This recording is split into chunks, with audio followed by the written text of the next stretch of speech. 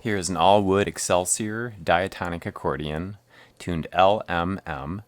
It has one register stop here to go from musette to master, 21 treble buttons, and it has 8 bass buttons.